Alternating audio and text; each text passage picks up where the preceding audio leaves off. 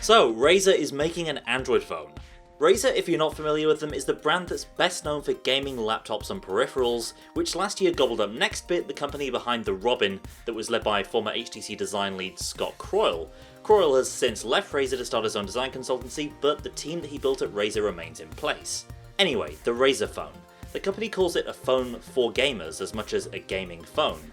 That means it's a phone not just for playing games, but also a device built around the hardware and features that gamers value.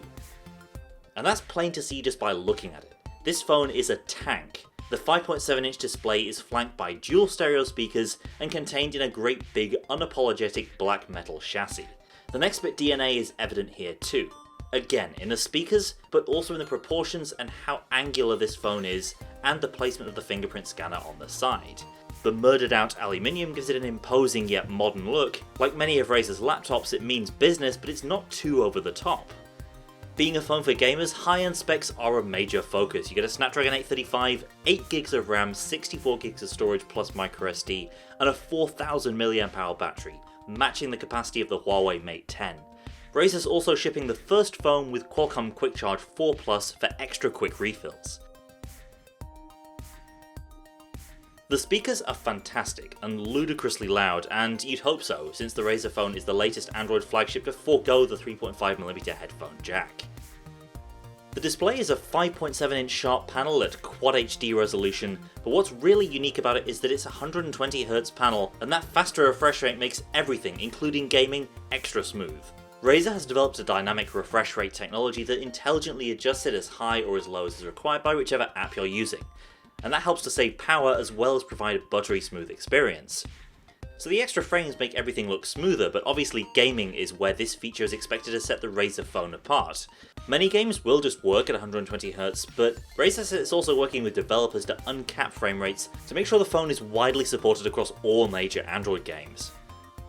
And to help it push those high frame rates, Razer claims best-in-class thermals in this phone, using heat pipe technology adapted from its Blade series of gaming laptops. The software is based on Android Nougat, not the new Oreo release, which is a little disappointing. Although Razer promises an update to 8.0 in the first quarter of 2018, at least the company is offering a clean, near-stock build of the OS, with the exception of a few green accents here and there. And this is also pretty neat. The stock launcher for the Razer Phone is Nova Launcher, a specialised build of the fan-favourite home screen app with Google Feed integration and support for the phone's high refresh rate. The jury is mostly out on camera performance right now. We've only had a short amount of time playing with it, mainly indoors. Either way, you get two 12MP cameras, one standard, one telephoto, behind f1.75 and f2.4 lenses. No OIS, which seems like a bit of an oversight. We'll have to see how well the Razer Phone handles low-light photos when we get to our full review.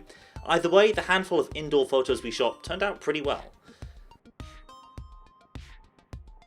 The Razer Phone will ship later this year for $699 in the US, and where it's sold on carriers in other countries, 3 will be the exclusive partner. And there's a lot to like in this big beastly phone, from the specs to the unique screen, the fantastic speakers and the clean UI.